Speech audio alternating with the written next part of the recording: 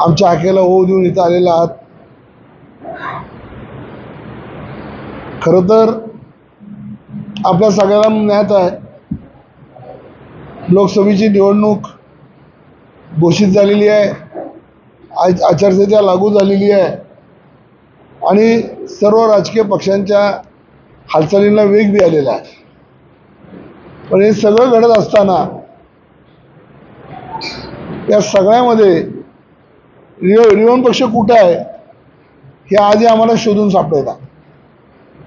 आपल्या सगळ्याला माहिती आहे, ज्या वेळेला बाळासाहेब ठाकरे जिवंत असताना शिवसेना बीजेपीची युती होते आणि या युतीला महायुती करण्यासाठी आमचे नेते रामदासजी आठवले पुढे सरसवले आणि नवा प्रयोग केला, एक परिवर्तनाचा प्रयोग केला आणि त्या परिवर्तनाच्या प्रयोगाला यश आलं आणि महायुतीनं जन्म घेतला आणि 2014 साली महायुती सत्तेमध्ये आली.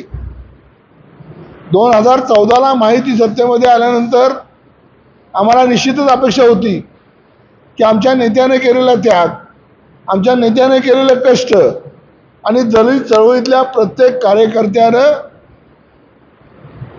रामदास आठवलेंच्या दिलेल्या आव्हानावर ठेवलेला विश्वास आणि म्हणून महायुती सत्तेमध्ये आलेली आहे आणि म्हणून ती महायुती आता दलित समाजाला, दलित चळवळीला कुठेतरी न्याय देईल आणि सत्तेचा वाटा आम्हाला चाकायला मिळेल. मात्र 2014 ते 2010 पर्यंत सत्ता कशाची वर खातात, सत्ता म्हणजे नेमकं काय असतं, हा प्रश्न आजही आमच्यासमोर उत्तरणीय राहिलेला आहे. आणि आता पुन्हा निवडणूक लागलेली आहे. पुन्हा निवडणूक लागल्यावर तुम्ही चित्र पाहिलं असेल, निवडणुकीच्या वादळ सुरू असताना, निवडणुकीच्या चर्चा सभा सुरू असताना, कार्यकर्त्याचे मेळावे सुरू असताना माननीय रामदासजी आठवले साहेबांचा फोटोच मला वाटतं बॅनरवरनं गायब झाला. ज्यानं महायुतीला जन्म दिला तो जन्मदाताच महायुतीच्या बॅनरवरनं गायब झाला आणि नवे फोटो महायुती दिसू लागले.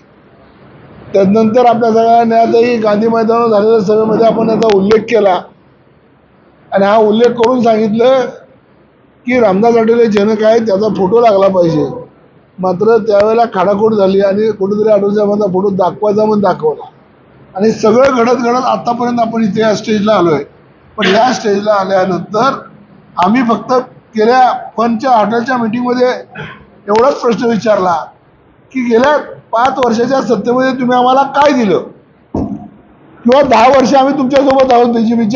बीजेपीने 10 वर्षात दलित चळवळी मुवमेंटमधल्या ज्या कार्यकर्त्यानं आपली जीवाची बाजी लावून सत्ता परिवर्तन केलं, त्या कार्यकर्त्याच्या पदरात काय पडलं याचं एक्सप्लेनेशन करावं. मात्र ह्याचं एक्सप्लेनेशन करण्यासाठी इथल्या कुठल्याही नेत्याकडं वेळ राहिला नाही आणि परत आता मेळावे सुरू झालेले आहेत. नुसतं तुम्ही या मेळाव्याला बसा, मग फक्त पाटलाच्या लग्नात आम्ही फक्त लाकडंच फोडायचीत का, हा आमच्यासमोर फार मोठा प्रश्न आहे.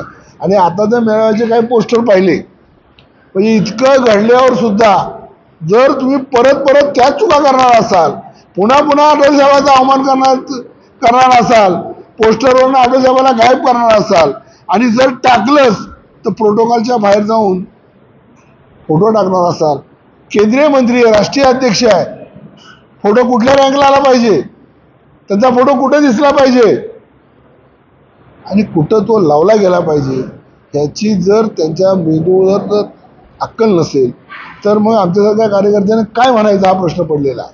आणि म्हणून आजची बैठक झाली. बैठकीमध्ये कार्यकर्त्यांनी आपली मनोगत व्यक्त केली, पण एकाही कार्यकर्ता असा म्हणाला नाही की चला आपण महायुतीबरोबर काम करूया. त्यांनी गेल्या 10 वर्षाचा पाडाच वाचलेला आहे आणि प्रत्येक कार्यकर्त्याला मनस्ताप झालेला आहे आणि प्रत्येक कार्यकर्ता मनस्तापानं पेटून उठलेला आहे.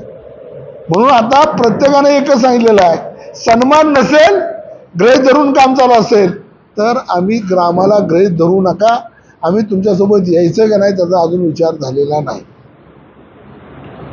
तिकीट वाटप झालेलं नाही आहे, पुन्हा तिकीट मिळेल आम्हाला माहीत नाही आहे, तिकिटाचं काय होईल कुठल्याच कार्यकर्त्याला ज्ञात नाही आहे. पण एवढा विश्वास आहे की सन्मान होणार नसेल तर आम्ही कुणाच्या सोबत जात नाही आणि हे पहिल्याही सभेत सांगितलंय आणि आताही ते सांगायची वेळ येते.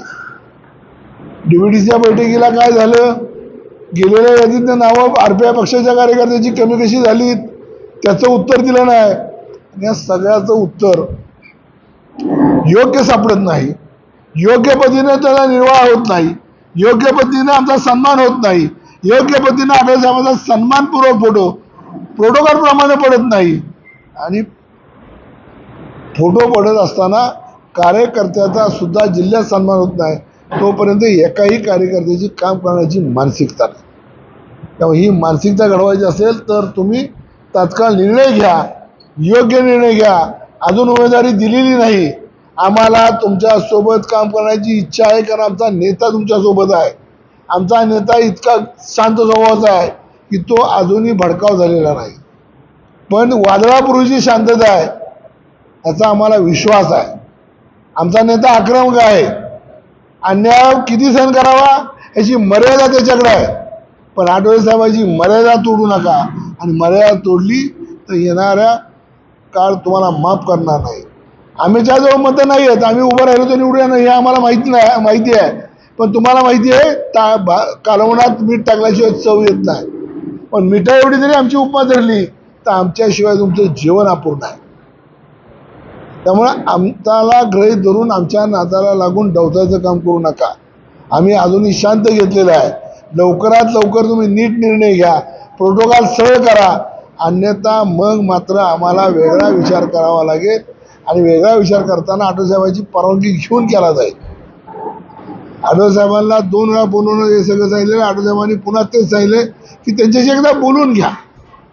पालकमंत्र्याला वेळ नाहीये, निवडणूक प्रमुखाला वेळ